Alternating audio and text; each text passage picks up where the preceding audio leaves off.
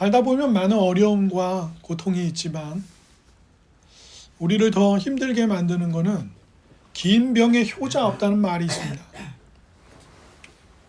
그리고 실제로 뇌사 상태 혹은 식물인간 상태로 다양한 어떤 질병이나 사건, 사고로 누군가 가족 중에 누군가 아프면 한 가정이 무너질 수도 있습니다. 병원비 때문에 빚을 내게 되고 빚도 갚아야 되고 환자도 돌보아야 되고 몸도 마음도 상하고 지치고 가족들이 다 힘들어지게 됩니다. 그러니까 고통이 언제 끝날지 알 수 없을 때, 그리고 그 끝이 안 보이는 고통의 길을 막 걸어가고 있는데 의지할 것이 없을 때,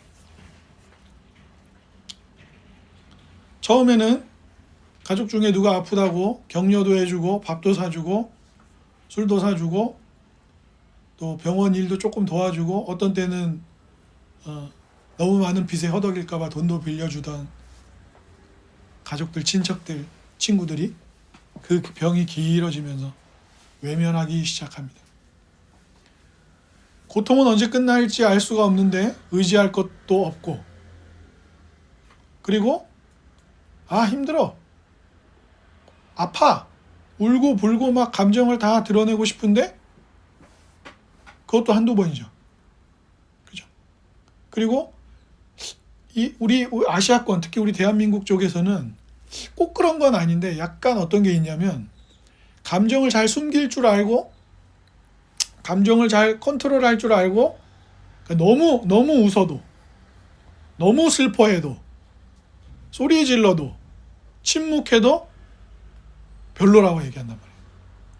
좀 흔히 말하는 포커페이스 있죠? 카드놀이 할 때 상대가 내가 어떤 패를 가지고 지금 어떻게 하고 있는지 알 수 없게 하기 위해서 무표정하게 딱 일정한 표정 짓는 걸 포커페이스라고 하잖아요.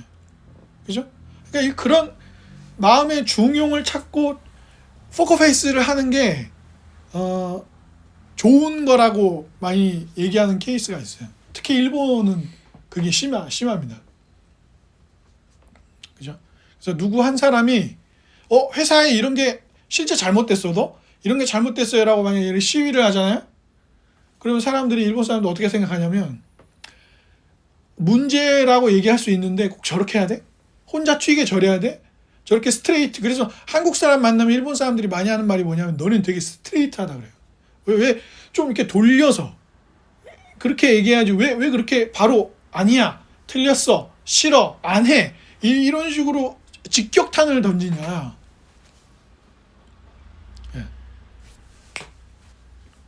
그렇게 표현한단 말이에요. 그러니까 우리가 감정을 막 드러내면 힘들다고 꼭 저렇게 소리 질러야 돼?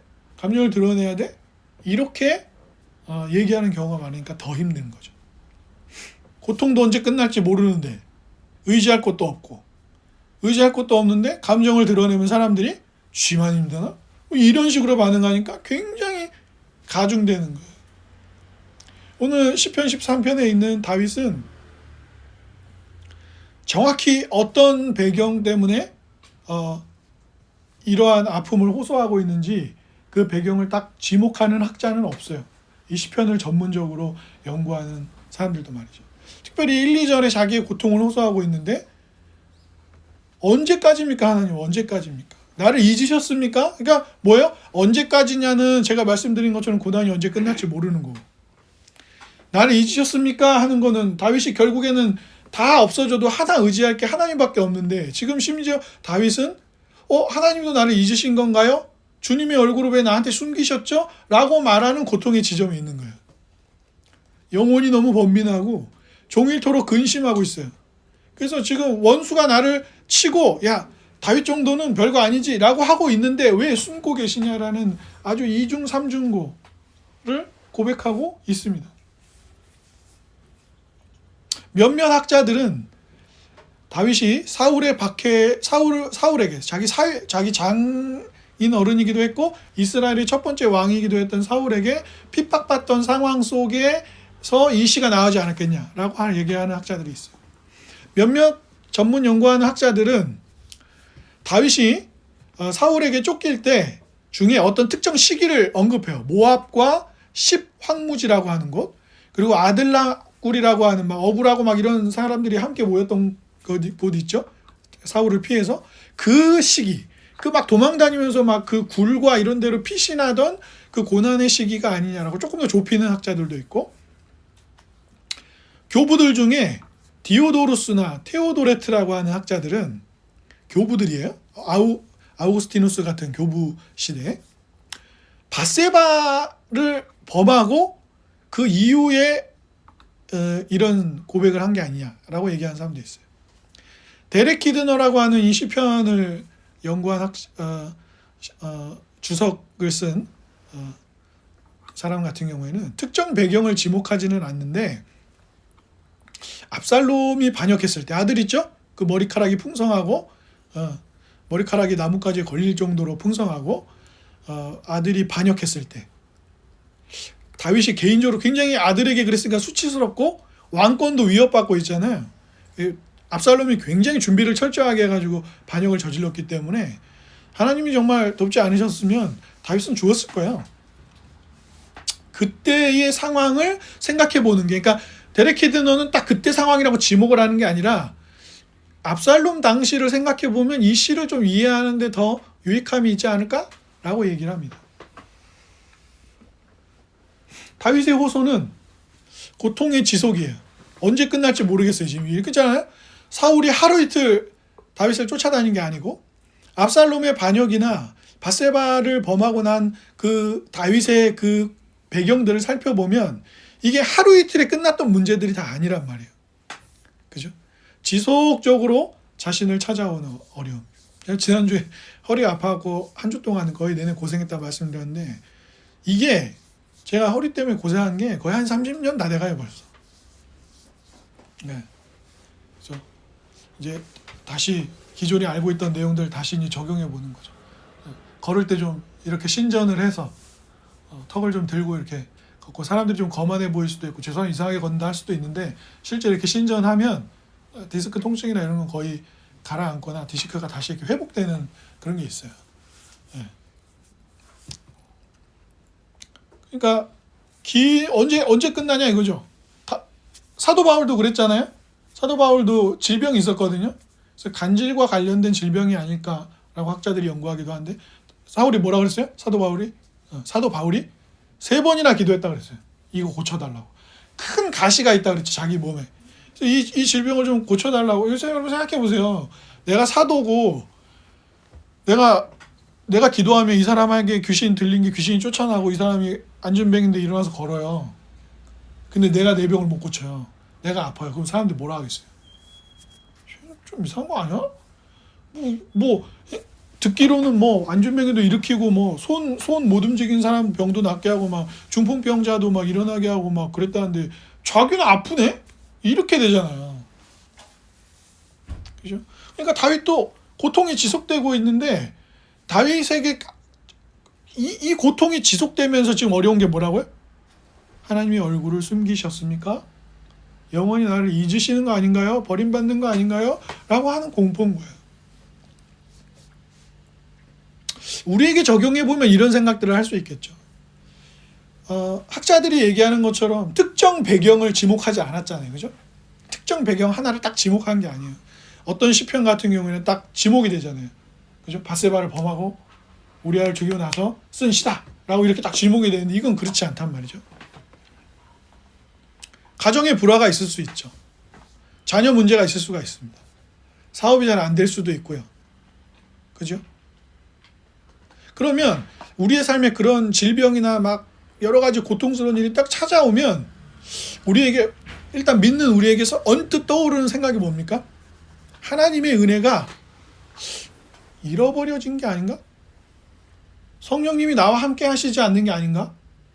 하나님이 나를 좀 잊으신 게 아닌가? 예전에 농담으로 그런 얘기 많이 했다고요. 원래 농담으로도 그런 얘기 하면 안 되지만, 어떤 좀 사람들이 나쁘게 말하는 좀 잘생기지 못했다라는 걸 표현할 때, 저 사람 잘생기지 않았어 라고 하면 막 농담을 뭐라 그래? 하나님이 저 사람을 만들다가 중간에 멈추고 그냥 태어나게 했나 봐. 이런 나쁜 말들을 썼단 말이에요. 우리가 그런 마음이 드는 거예요. 갑자기 병에 걸렸어. 뭐 수능 시험을 봤는데 밀렸었어. 어떻게 할 거야? 거의 초등학교까지 따지면 12년을 좋은 대학 가기 위한 입시를 위해서 준비해 왔는데 알고 보니까 뭐 120점 만점 어느 영역에 사실은 110점이 나와야 되는 점수인데 밀렸었어. 그러면은 밀렸으면 점수가 나올 수가 없죠. 예. 점수가 나온 건 기적이에요. 정답을 맞췄는데 밀렸었다 한 칸씩. 그럼 다 다른 답으로 갔다는 건데 120점 만점 영역에 50점이나 나올라나? 안 나올 수도 있어요. 한 30점 막 이럴 수 있어요. 그러면 그때 어떻다고요? 하나님 날 잊으셨나? 하나님의 은혜가 내게 없나? 하나님 나 안 돌보시나? 하나님이 날 버렸나? 이런 생각이 든단 말이에요. 그러니까 이런 거죠. 질병이나 피로가 찾아올 수도 있고 뭐를 좀 이뤘어. 부모님이 야 대학 가면 다 해. 대학은 일단 좋은 데 가. 그래서 대학을 갔어. 뭐 고려대학을 갔어. 연대를 갔어. 서울대를 갔어. 근데 막상 와보니까 잠깐 기뻤어. 와 서울대 붙었다. 연대 붙었다. 서울 안에 있는 대학에 갔다. 그래도 수도권 안에 있는 좋은 대학을 갔다. 아니면 내가 원하는 과가 있는 어디 다른 지방에 있지만 국립대학교 그런 데 갔다. 그럼 좋을 거 아니에요. 근데 막상 와보니까 허무해. 아니면 자꾸 과거에 일어난 어떤 사건과 문제가 자꾸 나를 괴롭혀요. 지금까지. 여러분이 아실지 모르겠는데 찰스 스펄전 목사님은 10대 후반부터 목회를 했어요. 영국의 태버나클이라고 하는 아주 큰 예배당에서 목회를 했습니다. 목회를 아주 잘하셨어요. 평생. 오죽하면 설교의 황태자라는 별명을 부탁했어요. 그런 별명 가지고 있는 설교자가 기독교 역사 통틀어도 몇 명 안 돼요. 근데 설교의 황태자예요. 채우리보다 몇 살 많을 때부터 목사를 했다고요. 목회를 했어요. 목회를. 근데 잘했어요. 목회를. 근데 한번 이 스펄전 목사님을 시기하고 이랬던 사람들이 있었어요. 그래서 어떤 일이 있었냐면 누가 예배당이 컸거든요. 당시로. 지금도 그 예배당이 있습니다. 태버나클이. 근데 거기서 예배당에 사람이 많았는데 누가 시기하고 막 어떤 그런 문제들이 있어가지고 목사님을 음해하는 거죠. 그래서 누가 거기서 불이야를 한 거예요. 예배 중간에. 그 불이야를 했으니까 사람들이 어떻게 했겠어요? 문으로 막 뛰어나갔을 거 아니에요. 그래가지고 압사당하고 막 그래서 사람들이 죽고 그랬어요. 예배 엉망이 되고. 그래갖고 스펄전 목사님이 그때 이후로 평생 죽을 때까지 우울증에 걸려가지고 그 우울한 문제와 평생 싸워야 했어요. 그래서 최근에 세운북스라고 하는 기독교 출판사에서 그 스펄전 목사님이 우울증에 관해서 누가 책을 쓴 게 나오기도 했다는데 한번 기회가 되면 한번 보세요. 그럼 보세요.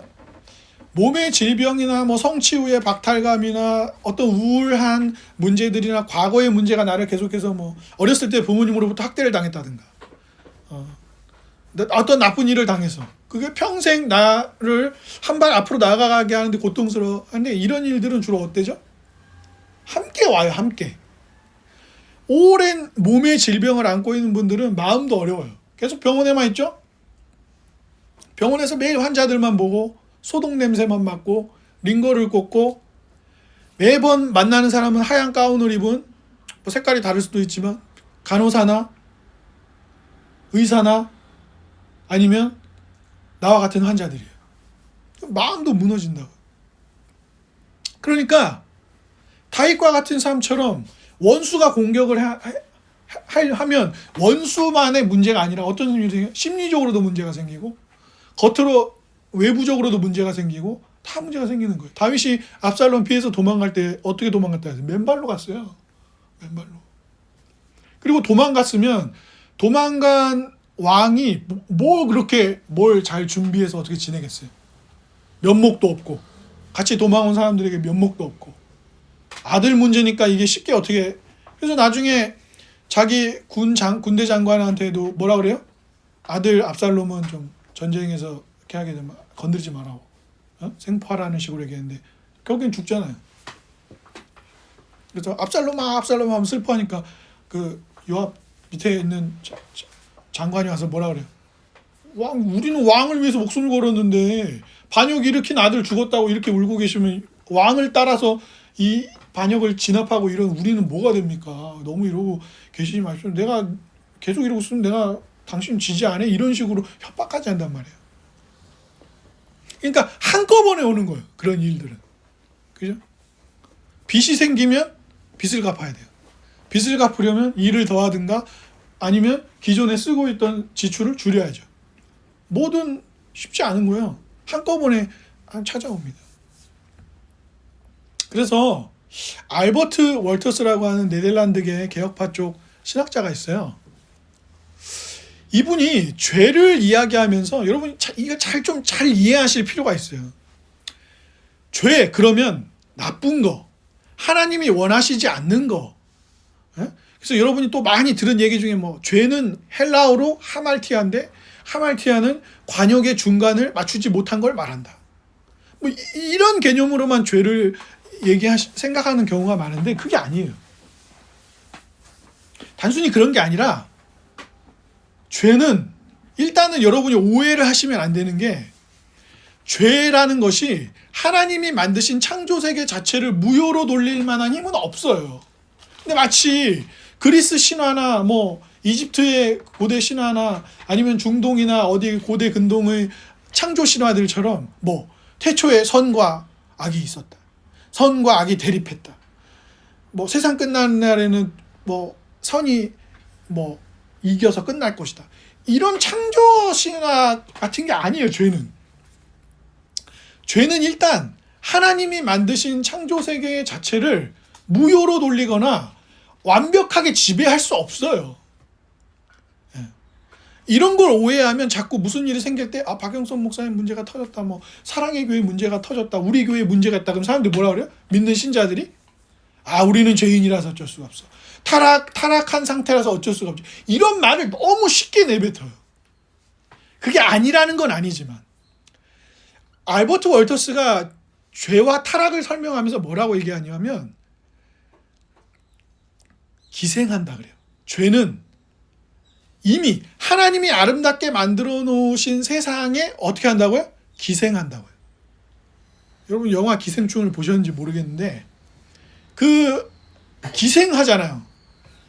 부자인 사람들이 가지고 있는 집과 먹을거리와 그런 모든 것들을 그 송강훈의 가족이나 아니면 거기에 있는 가정부의 어떤 가정부와 그의 가족들이 어떻게 하죠? 음식도 또 그들이 가진 건물도 이런 것들이 뭐예요? 기생하죠. 기생. 그리고 교묘하게 어떻게 해요?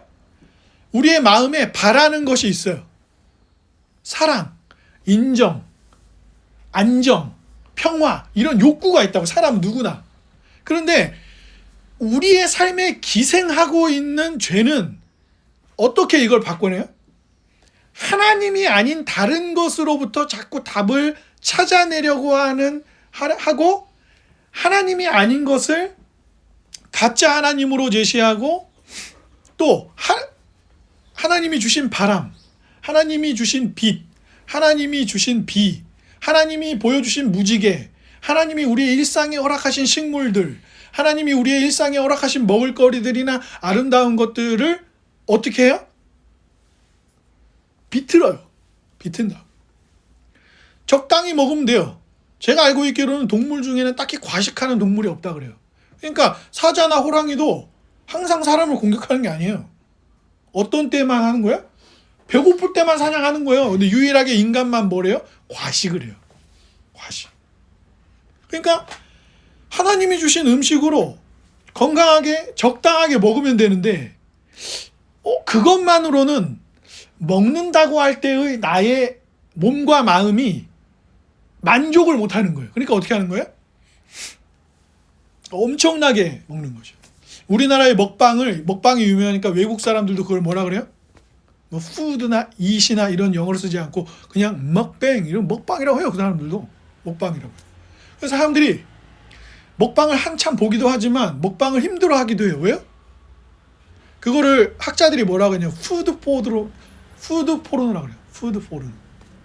그러니까 성이라고 하는 만족을 하나님이 주신 아름다운 결혼 제도와 배우자를 통해서 기쁨으로 누리는 게 아니라 포르노물을 보고 로맨스 드라마를 보고 그러면서 로맨스 드라마를 막 보면서 오 현빈, 오 누구누구, 오 누구누구, 오 저 막 남자 아이돌들 보면서 막 아줌마들이 막 우리 누구 예쁘지 막 하면서 막 그런 여자 아이돌들 보고 막 아저씨들이 막 이제 나이가 들으니까 막 CD 막 100장씩 사고 막 그런 걸 하면서 나는 근데 그런데 그러니까 아니라고 말하지만 사실은 아이돌 문화 중에 어두운 측면은 성적인 상품으로 쓰는 거죠. 그 기획사들도. 그럼 왜 그렇게 벗고 나와야 돼요?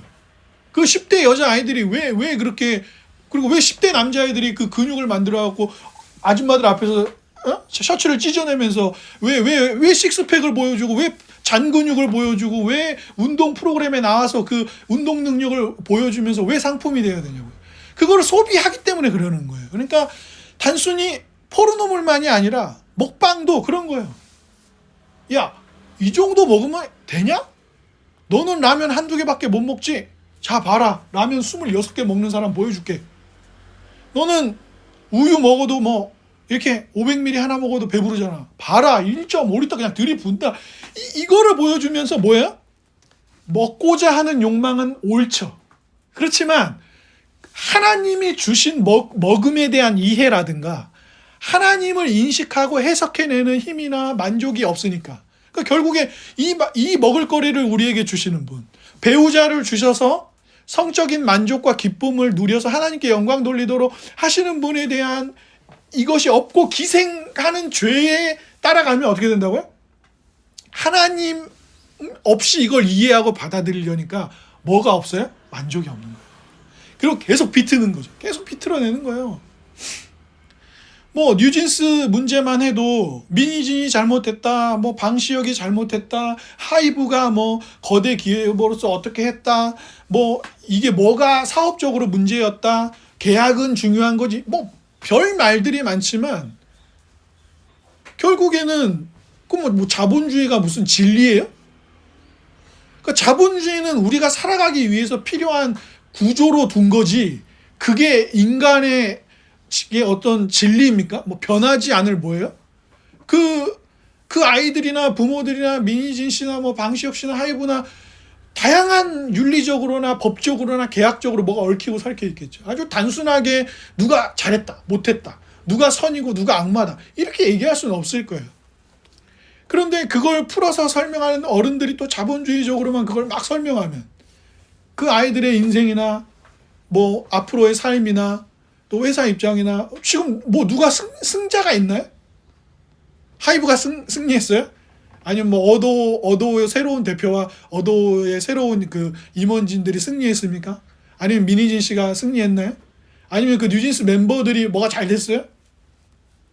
결국에는 뭐가 잘 되면 좋은 아이돌이 좋은 노래 만들어서 활동하면 뭐 대중들이 참 노래 좋아, 듣기 좋네, 힘들 때 들으면 좋아, 뭐 이럴 수 있는데 지금 복잡하게 다 얽혀서 아무도 승자가 없어요. 다 아픔만 가지게 됩니다.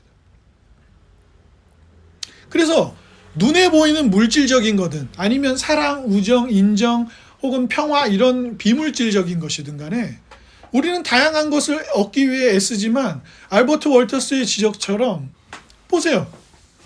고통이 찾아와요. 고통이 찾아온 것도 우리가 하나님을 떠나서 우리에게 찾아온 고난이죠. 그죠? 기본적으로는. 그리고 나서 고통이 우리에게 이제 어려움들이 다양하게 찾아왔을 때 그 숨겨진 뜻을 우리가 다 알 수는 없으나 실제로 고통은 우리에게 찾아오니까 많이 있으니까 그게 찾아왔을 때 언제 끝나냐 이거 이 고통이. 그리고 더욱이나 돈으로 해결할 수 있겠다. 권력으로 해결해 볼 수 있겠다. 이렇게 하면 이거를 쓰면 이 문제 해결할 수 있겠다라고 의지했는데 우리가 의지하던 것들이 다 답을 주던가요? 제가 며칠 전에 어떤 회장님의 가족에 관한 기사를 잠깐 보게 됐어요. 프라이버시가 있으니까 제가 굳이 언급은 안 할게요. 찾아보시면 찾을 수도 있어요. 그 회장님이 자녀분이 아프시더라고요. 근데 아프신 게 고칠 수 있는 병이 아니에요. 그래서 돈을 막 모으는 이유가 언제라도 자기 딸을 치료할 수 있는 뭐가 개발될 수 있고 막 그러니까 큰 돈을 모으는 거예요, 회장님. 그래서 돈 있으면 다 해결됩니까? 안 되죠.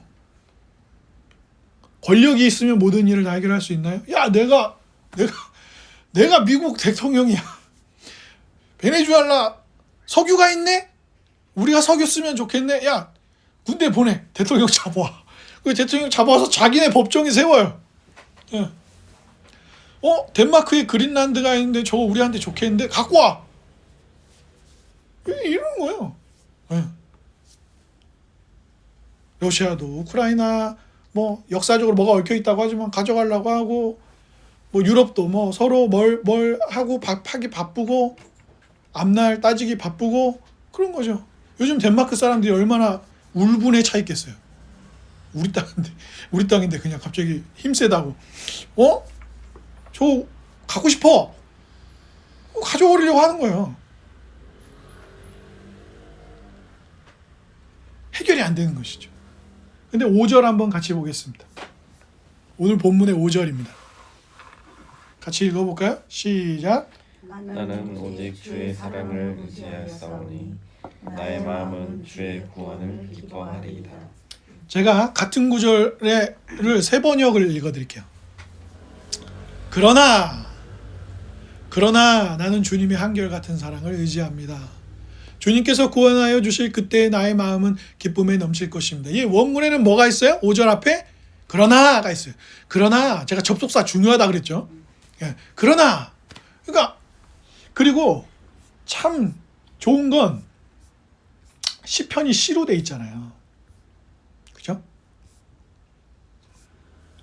1절과 2절에는 자기의 고통을 호소해요. 근데 3절과 4절은 기도해요. 하나님께. 그리고 5절과 6절에는 소망을 붙듭니다. 그럼 여러분 잘 보세요. 1, 2절과 3, 4절 사이에 시간이 있어요. 시간이 있다.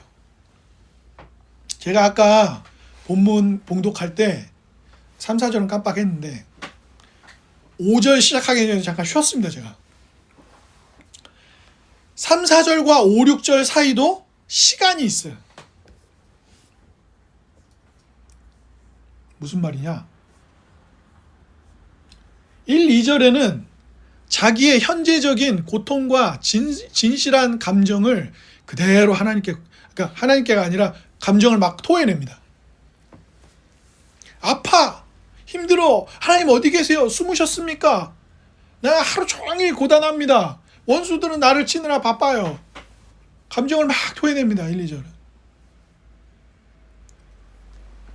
그리고 나서 시간이 어느 정도 지났어요. 그러니까 다윗은 이제 뭘 합니까? 하나님을 찾아야지. 하나님께 기도합니다. 뭘 구해요? 나를 생각해 주십시오. 응답해 주십시오. 내 눈을 밝혀 주십시오. 두렵습니다. 내가 사망의 잠을 잘까 두려워요. 원수가 내가 이겼다 할까봐 걱정이 됩니다. 내가 흔들리면 나의 원수들이 잘됐다 하고 기뻐할까봐 내가 너무나도 걱정이 돼요. 하나님 나의 기도를 들어주십시오 라고 하나님 붙듭니다. 그리고 시간이 또 지나요. 그리고 나서 다윗이 뭐합니까? 그때에서 하나님이 어떤 분이신지 과거를 돌아보면서 하나님이 어떤 분이신지를 기억하고 그걸 의지합니다. 주 안에 사랑하는 여러분, 우리에게 그런 고통이 찾아와요. 어려움이 옵니다.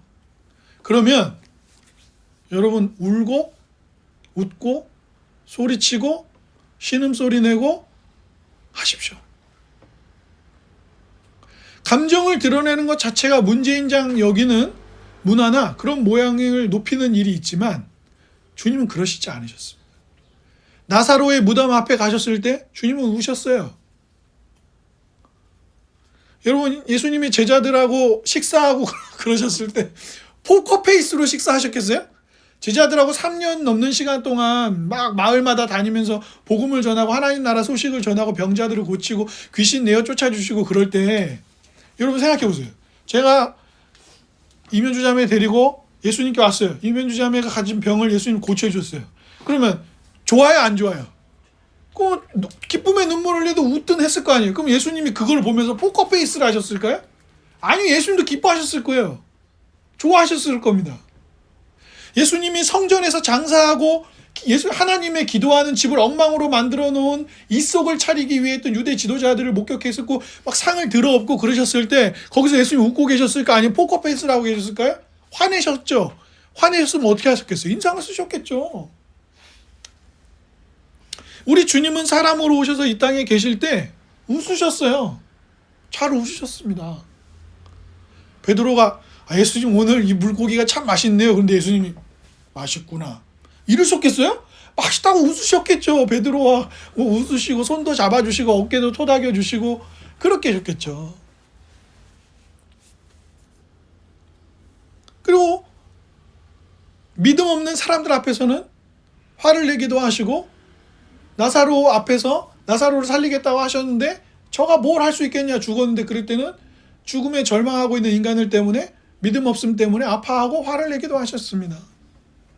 구약에서 하나님이 어떤 분이신지를 우리에게 막 설명할 때 하나님이 마치 막 손이 있으신 것처럼 오른팔로 불꽃 같은 눈으로 발등상으로 하나님이 우리 같은 인간이십니까? 하나님이 눈이 2개고 손가락 10개 있고 하나님 그러신 분이에요? 아니죠. 그러면 그런 표현을 쓰는 이유는 뭐예요? 이해하라고 우리한테. 우리가 이해하기 쉽도록 하나님이 그렇게 설명하는 것이죠. 근데 구약의 하나님을 설명할 때 구약의 많은 사람들이 우리한테 뭐라고 설명해 줍니까? 하나님은 웃기도 하시고 하나님 화내기도 하시고 하나님 즐거워하기도 하시고 하나님 슬퍼하기도 하시죠. 하나님 후회하셨다 이런 말하기도 합니다. 그 뭘 보여주는 거예요? 우리가 이해하도록 그 하나님의 감정을 우리가 이해하도록 설명하시는 거죠.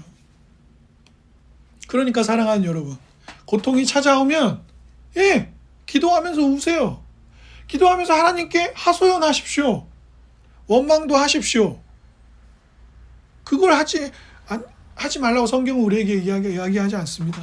다윗도 오늘 얘기하잖아요. 얼굴을 숨기셨나요? 나를 영원히 버리실 거예요? 만약에 어떤 장로님이 주일날 대표 목회 기도를 하면서 하나님 교회에 이런 일이 있고 한국 땅에 이런 일이 있는데 하나님 우리 버리셨죠? 라고 만약에 장로님이 기도했다고 생각해 보세요. 그러면 그 교회 집사들이나 다른 장로님들이나 그런 사람들 뭐라고 하겠어요?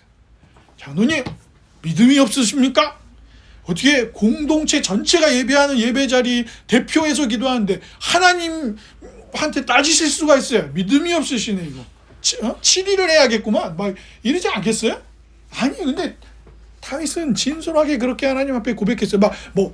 하나님 솔직히 저를 버리신 것 마음속으로는 저를 버리신 것 같지만 막 기도할 때는 안 버리셨다고 생각하면 이러지 않았단 말이에요. 자기의 솔직한 감정을 다 쏟아냈어요. 그러니까 여러분도 어려운 일이 찾아오면 다 하나님 앞에 진솔한 감정을 고백하십시오.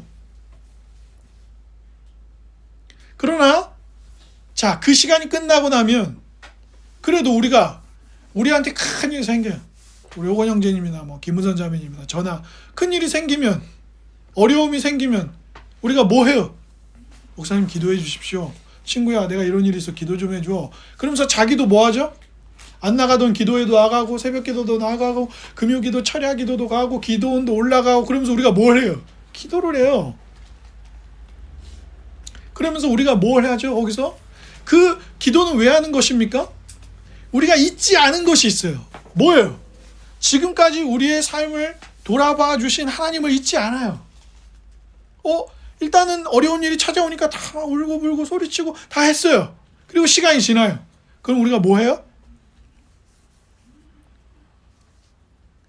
하나님께 나아가서 기도하는데 그때 뭐 하는 거예요? 기도하면서 솔직하게 우리의 이야기를 고하면서 그때 뭐예요? 하나님을 마주하는 거죠. 하나님을 마주하고 뭐 해요? 과거를 돌아봐요. 다윗이 뭐라고 했는데요?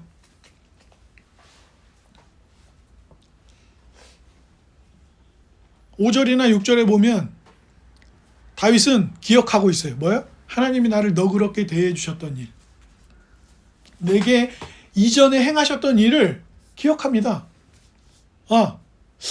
내가 잊고 있었네? 그때 지금만큼은 아닐지 몰라도 그때도 어려운 일 있었지. 근데 그때 하나님은 어떻게 하셨지?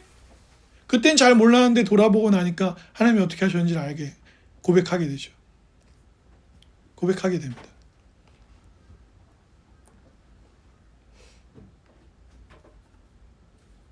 그래서 시간이 필요하고 기도하면서 우리는 과거에 하나님이 우리를 위해 무엇을 하셨는지를 돌아보게 됩니다. 그러니까 아브라함 때부터 쭉 이스라엘을 만들어 오시고 하셨던 하나님이 꼭 뭘 기억하라 그래요? 하나님을 누구의 하나님이라 그래요? 아브라함의 하나님, 이삭의 하나님, 야곱의 하나님, 이 표현을 나중에도 써요. 아브라함 몇 년 전 사람인데 우리가 외국인 친구들에게 우리나라를 소개할 때 우리는 지금 나는 말이야, 나는 을지문덕의 사람이야. 나는 세종의 사람이야. 나는 이순신의 사람이야. 우리가 뭐 이렇게 설명합니까? 근데 구약을 보면 물론 그거는 문화적 차이로 뭐 독일이나 이런 데 보면 저기 이제 스웨덴이나 이런 데 보면은 시구두르 손 무슨 손들 제가 왜 많다 그랬죠? 이름을 어떻게 짓는다고요? 누구의 아들이라고 이름 져서 그래요. 예. 그럼 시구두르 손의 아버지는 누구예요? 시구두르예요. 시구두르 손은 시구두르의 아들이에요. 요한손 뭐예요? 요한의 아들이에요. 요한손. 예. 그런 식으로 이름을 졌단 말이에요. 그런 문화 차이도 있지만 꼭 이스라엘 몇백 년 지났는데 한참 막 다윗 시대면 아브라함 한참 전 사람이요. 근데 뭐라 그래요? 아브라함의 하나님, 이삭의 하나님, 야곱의 하나님이 이렇게 하셨다고 하라. 그 얘기는 뭐예요? 하나님이 과거에 어떻게 하셨냐는 거예요. 하나님은 지금만 계시는 하나님 아니에요. 하나님은 예전에 너희들이 생각하지도 못하는, 그래서 출애굽 사건을 기억하면서 뭐예요? 무교병을 먹고 양을 잡아먹고 하는 걸 계속 기억하도록 하신 이유가 뭐예요? 6월절 한 이유가 뭐예요? 야, 하나님이 너희를 그 최고 강대국이었던 이집트로부터 어떻게 구해내시고 어떻게 강을 갈라서 건너게 하시고 어떻게 그 군대를 다 물리치시고 어떻게 10가지 재앙을 내려서 그 강대한 이집트를 무릎 꿇게 만들으셨는지 기억해. 잊어버리지 마. 하나님은 힘이 없는 분이 아니고 하나님 바보 아니고 하나님 너 버리지 않아. 를 돌아보는 거죠. 그리고 다윗은 개인적인 삶에서도 그랬어요. 그러니까 5절에 그렇게 기도하고 나하고 시간이 지나니까 다윗이 뭘 확신할 수 있는 거예요? 아, 하나님 그런 하나님이지. 하나님은 모든 장자를 치면서도 우리는 돌보시는 분이지. 하나님은 뒤에는 군대가 있고 앞에는 홍해가 우리를 막고 있는데 홍해를 갈라버리시는 분이지. 우리가 강을 가르고 마른 땅으로 우리를 건너게 하셨던 분이지. 하나님은 우리 민족이 시작될 수 없었는데 그 나이 많던 아브라함에게 아들을 주셨던 분이지. 사라가 어떻게 했다고요? 이삭의 이름이 뭐예요? 이름의 뜻이 뭐예요? 웃음이에요. 웃음. 왜 웃음인데요? 내가 너희에게 자녀를 줄 거야. 그러니까 사라가 웃잖아요. 왜 웃어요? 지금 내가 나이가 몇 살인데 애를 낳아. 김무선 자매님보다 나이가 더 20년 막 많은 사라가 아이를 낳았단 말이에요. 말이 돼요 그게? 근데 아이를 낳아요. 그죠? 그 하나님을 잊지 말라는 거예요. 하나님이 나한테 비트코인도 안 주고 뭐 우리 채우리가 언제 우리 채우리 형제가 저랑 언제 이렇게 TV 영화 보다가 막 그래요. 아빠는 10년 전으로 돌아가면 뭘 하고 싶어요? 아빠는 만약에 과거로 돌아간다면 언제로 돌아가고 싶어요? 막 이런 우리가 그런 백투더 퓨처 뭐 시간 요즘에 최근에 하고 있는 판사 이한영인가요? 그것 뭐예요? 10년 전으로 돌아가는 거예요. 그래갖고 이게 막 나쁜 놈들 물리치고 막 근데 그런 게 우리나라 웹툰에 이미 많아요. 그 재벌집 아들도 그거 뭐예요? 내가 재벌집 아들 돼갖고 십수년 전으로 돌아가는 거예요. 그런 걸 회귀물이라고 그래요. 회귀물. 돌아가는 거예요. 내 남편과 결혼해줘서 여주와 주인공도 어떻게 해요? 죽었는데 살아갖고 10년 전인가로 돌아가요. 그러니까 그런 기회들을 얻는 거예요. 하나님이 너를 돌봤잖아. 하나님 너를 이끄셨잖아. 하나님 포기하지 않아. 그리고 결정적으로 우리가 절대로 잊을 수 없는 게 뭐예요? 아들을 줬잖아요. 아들.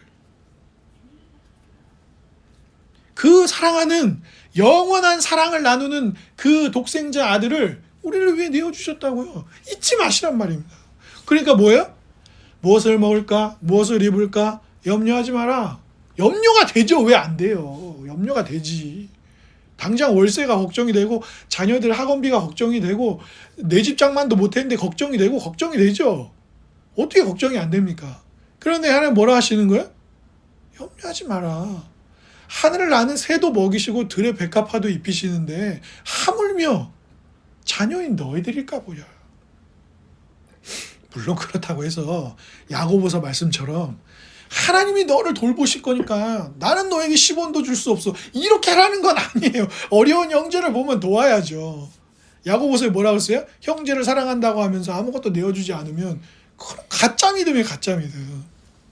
야, 하물며 너일까 보랴를 적용하면서 내가 너를 도와주지 않아서 하나님이 알아서 하지, 그런 말은 아니에요. 그러니까 5절에 그러나가 가능한 거예요. 5절에 그러나를 하면서 주님의 그 한결같은 사랑, 이 한결같은 사랑이 뭐예요?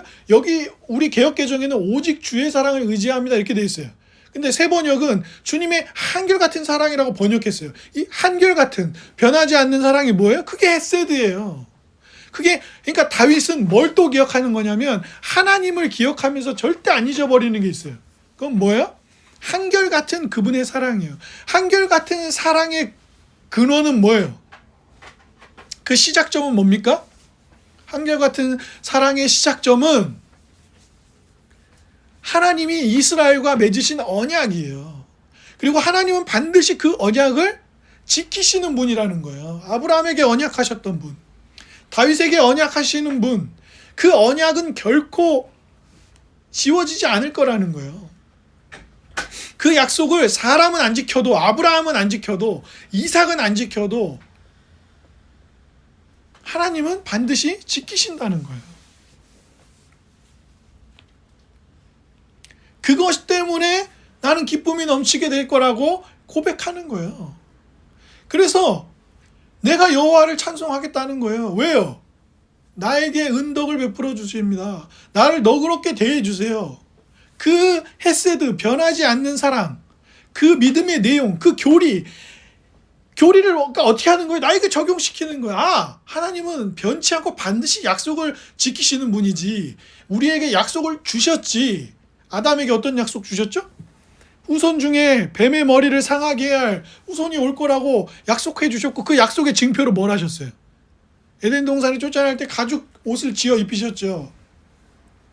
그죠? 그리고 아브라함으로 그 언약이 이어지고 계속 언약이 이어집니다. 그 언약을 다윗은 하나님을 기억하고 하나님이 어떠하신 분이신지를 기억하면서 그 언약도 기억하는 거예요. 주 안에 사랑하는 여러분, 누가 버림받으셨습니까? 누가 죄인들을 대신하여 진정 인간들이 가지고 있는 고통의 진정한 근원인 죄에 대한 형벌을 누가 받으셨어요? 예수님이 받으셨습니다. 죄 없으신 그분이 받으셨어요. 그분이 그러한 형벌을 받고 버림받으심을 당하기 위해 이 땅에 오신 이유가 뭡니까? 하나님이 약속하신 아브라함의 후손, 하나님이 말씀하신 뱀의 머리를 상하게 할 자, 그 약속을 성취하기 위해 이 땅에 오신 거예요. 그 약속을 성취하신 분은 이 땅에 오셔서 우리를 대신하여 뭐예요? 하나님으로부터 죄에 대한 형벌로서 버림을 받으셨습니다. 그러니 주 안에 사랑하는 여러분, 고린도후서에서 사도 바울이 뭐라고 그럽니까? 복음이 우리에게 뭘 줘요? 하나님의 얼굴, 하나님의 은혜의 얼굴의 빛을 우리에게 비춰주신다 그랬습니다.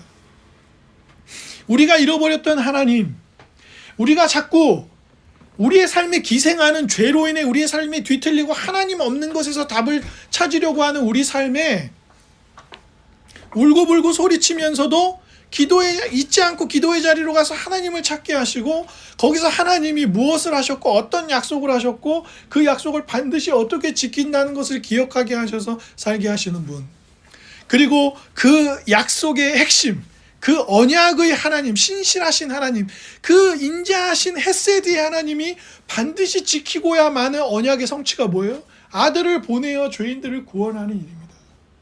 그걸로 인하여 나는 찬송하고 나는 기뻐하고 그걸 의지하겠다는 거예요. 그 한결같은 사랑을 다윗은 의지하겠다는 거예요.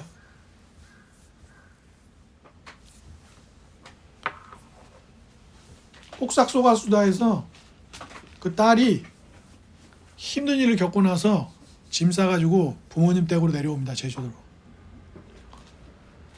그러면서 아버지랑 어머니가 계속 얘를 먹이고 재우고 이걸 해요. 그러면서 그 딸의 나레이션이 나옵니다. 뭐라 그러죠? 나는 다 컸다고 생각했지만 내 부모님은 그때도 나를 먹이고 입히고 키우고 있었다. 그렇게 얘기합니다. 힘들고 오갈 데 없고 이 문제는 언제 끝날지 알 수 없을 때 그 딸은 어떻게 했어요? 부모님 계신 고향으로 돌아가는 거예요. 거기서 먹고 자고 하면서 또 살 힘을 얻어서 가는 겁니다. 우리는요, 그 아들을 주신 분, 자기를 내어주신 분, 자기는 우리가 죄인이어서 버림받아야 되는데 자기가 대신 버림받으시고 우리를 하나님의 얼굴에 은혜의 빛을 비추도록 하신 분, 더 이상 하나님이 우리를 피해 숨지 않으시고 얼굴을 감추시지 않으며 세상 끝날까지 함께 하시겠다는 약속을 주시는 분의 은혜 안으로 데려가서 넘어지고 좌절하고 그런 우리를 다시 일으키시는 분. 그래서 우리도 무슨 노래를 불러요? 하나님의 한결같은 사랑 때문에 내가 오늘 또 한 발을 내딛고 삽니다 라고 할 수 있는 은혜로 이끄시는, 은혜로 사는 거예요. 돈으로 하는 게 아니라, 권력으로 하는 게 아니라, 단순히 말하는 지식으로 하는 것이 아니라 진리를 믿고 그 진리를 믿음으로 그 진리를 우리에게 적용하고 그걸 누가 하세요? 성령님이 우리를 그렇게 이끄시는 거예요. 그 은혜로 그 일들을 감당하는 것이죠. 그러니 사랑하는 여러분, 다른 얼굴이 아닌 그리스도의 얼굴을 구하십시오. 다른 것 앞에 가서 지금 이 나의 문제를 해결할 수 있을 거야 라고 하지 마시고 진솔한 감정을 고백하고 시간을 두고 기도의 자리로 가며 그 기도의 자리로 가서 이 한결같은 사랑을 다시 확신하고 누리십시오. 그래서 제가 어렸을 때 봐도 권사님들이 막 금요일날 와갖고 막 새벽 2, 3시까지 기도하다 가세요. 왜? 근데 막 아들 문제 기도하고 뭐 자기 어려운 고백하고 막 근데 해결이 됐어요 지금? 권사님들이 새벽까지 기도하거나 문제가 해결됩니까? 해결이 당장 안 돼요. 그런데 집에 돌아가는 권사님들의 표정은 마치 문제가 해결된 사람처럼 집에 간단 말이에요. 근데 어렸을 땐 제가 그게 잘 이해가 안 됐어요. 해결이 됐나? 기도하는 중간에? 전화가 왔나? 문제가 해결됐다고 집에서 전화가 왔나? 근데 왜 좀 괜찮은 표정으로 돌아갔을까요?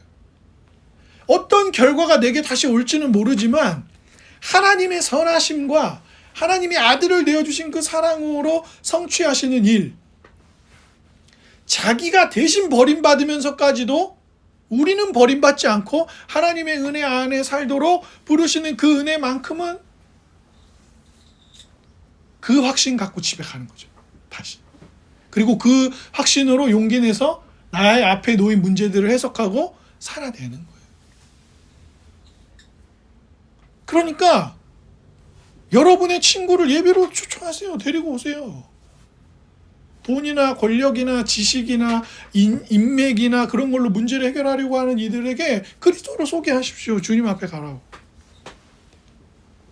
친구도 날 버리고 때로는 부모도 날 버리고 배우자도 날 버릴 수 있고 내가 믿던 것들이 다 날 배신할 수 있지만 자기를 버리신 예수님은 우리를 버리지 않아요. 그러니까 저는 사도 바울이나 거의 마지막에 남은 사도가 사도 요한이었거든요. 나머지 사도들은 먼저 다 순교했을 가능성이 높아요. 근데 나이적으로도 그렇고. 근데 사도 요한이 무엇 때문에 그 어려움들과 고통 속에서 막 고문도 당하고 귀양살이도 하고 그러면서 왜 그걸 견딜 수 있었겠어요? 예수님 올라가실 때 요한한테 뭐라 그러셨어요? 하늘로 막 이렇게 올라가시면서 구름 타고 올라가시면서 뭐라 했어요? 세상 끝날까지 내가 너랑 함께 있을게 그랬잖아요. 세상은 사도 요한한테 뭐라 그래요? 야, 네가 믿는 예수님 너 버린 거야. 안 그러면 너 여기 왜 끌려와 있어? 너 왜 여기 귀양 와 있어? 너 왜 이렇게 힘들어? 예수님 믿으면 뭐 잘 돼야 되는 거 아니야? 근데 왜 이렇게 네 인생은 힘들기만 하냐? 그때 사도 요한이 뭘 안 잊는 거야? 세상 끝날까지 내가 너와 항상 함께 있다. 내가 너를 위해 나를 버렸다. 나 너 안 버린다. 그 한결같은 사랑의 확신이 사도 요한이 요한계시록을 마지막까지 쓰고 마지막 숨을 돌릴 때까지 사도로서 믿는 신자로서 살 수 있는 소망이었던 것입니다. 그러니 주 안에 사랑하는 여러분, 이 소망 가운데 그리스도께 나아가 이 소망과 한결같은 사랑을 깊이 누리며 믿음으로 살아가는 복된 형제 자매님들 되시기를 주님의 이름으로 축복합니다. 아멘.